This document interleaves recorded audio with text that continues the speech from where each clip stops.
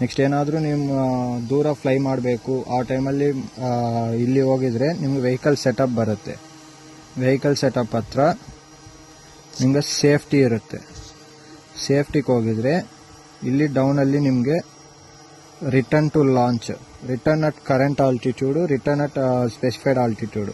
ಯಾವಾಗಲೂ ನಿಮ್ಗೆ ಏನಾದರೂ ದೂರ ಇದ್ದರೆ, ಲೈಕ್ ನಾರ್ಮಲ್ ಆಗಿ ಏನಾದರೂ ಆಬ್ಜೆಕ್ಟ್ ಇದ್ದರೆ ಇಲ್ಲಿ ನಿಮಗೆ 50 ಮೀಟರ್ಸ್ ಆಗಬೇಕು, ಅಂದರೆ 5000 ಸೆಂಟಿಮೀಟರ್ಸ್ ಆಗಬೇಕು. ಅಂದರೆ RTL ಬಂದು 50 ಮೀಟರ್ಸ್ಗೆ ಹೋಗಿ ಮತ್ತೆ ನಿಮ್ಮ ಹೋಮ್ ಲೊಕೇಶನ್ಸ್ ಬರೋದು.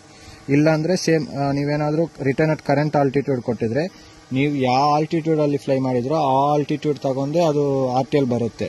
ಏನಾದರೂ ಆಬ್ಜೆಕ್ಟ್ ಅಡ್ಡ ಇದ್ದರೆ ಕೂಡ ಹಿಟ್ ಆಗೋ ಚಾನ್ಸಸ್ ಇರುತ್ತೆ. ಸೊ ಸೇಫ್ ಆಗಿರ್ಬೋದು ಅನ್ನೋದು ರಿಟರ್ನ್ ಅಟ್ ಸ್ಪೆಸಿಫೈಡ್ ಆಲ್ಟಿಟ್ಯೂಡ್ ನಿಮಗೆ. ಸೊ ಇಲ್ಲಿ 5000 ಕೊಡ್ತೀವಿ. ಇದು ಹಾಕಿದ ಮೇಲೆ ಇದು ಕಂಪ್ಲೀಟ್ ಆಗಿದೆ. ಸೊ ಯಾವಾಗಲೂ ಇದೆಲ್ಲ ಟಿಕ್ಕಲ್ಲೇ ಇರಬೇಕು.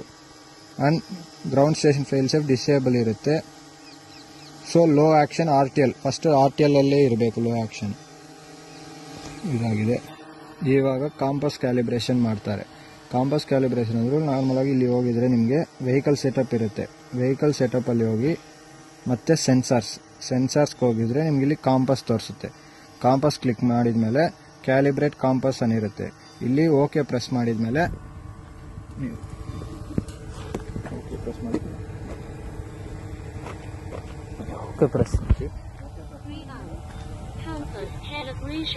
ಈ ಥರ ಹೋಲ್ಡ್ ಮಾಡಿ 360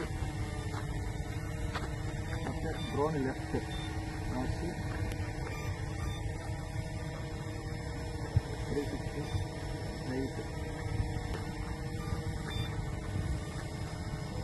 360 ಮತ್ತು down 360 up. 3 hours. Compass calibration running. 360 ಮತ್ತೆ ಇನ್ವರ್ಟ್.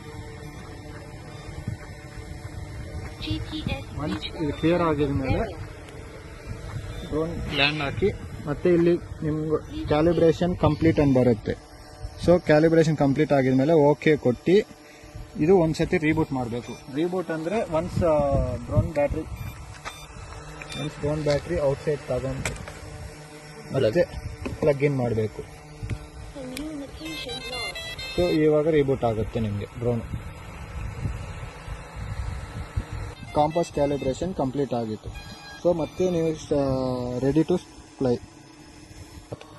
ಎಲ್ಲ ಚೆಕಿಂಗ್ ಆಯಿತು. ಸೊ ಜಸ್ಟ್ ಚೆಕ್ ಮಾಡ್ತೀನಿ. 12 ಕನ ಮೇಲ್ಗಡೆ ಇದೆ, 1 ಕನ ಡೌನ್ ಇದೆ. ಸೊ ಇವಾಗ ರೆಡಿ ಟು ಫ್ಲೈ. ಲೋಯಿಟರ್ ಹತ್ರ ಇದೆ ಫ್ಲೈ ಮಾಡೋಕ್ಕೆ ಮುಂಚೆ. ಸೊ ವಿಡಿಯೋ ರೆಕಾರ್ಡಿಂಗ್ ಸ್ಟಾರ್ಟ್ ಮಾಡಬೇಕಂದ್ರೆ ಇಲ್ಲಿ ವಿಡಿಯೋ ರೆಕಾರ್ಡಿಂಗ್ ಸ್ಟಾರ್ಟ್ ಆಗುತ್ತೆ ನಂಬರಿಂಗ್ಸು ನಿಮಗೆ.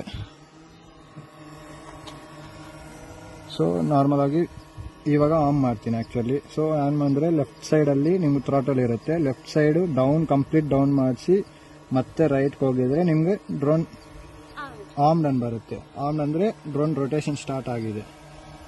ಸೊ ಮತ್ತೆ ಎಲ್ಲಿಂದ ತಗೊಂಡು ಹೋಗಿದ್ರೋ ಅಲ್ಲಿಗೆ ತಗೊಂಡು ಬಿಡಬೇಕು. ಇವಾಗಲಿಂದ ಸ್ಟಾರ್ಟ್ ಆಗುತ್ತೆ ನಿಮ್ಗೆ ಫ್ಲೈಯಿಂಗ್.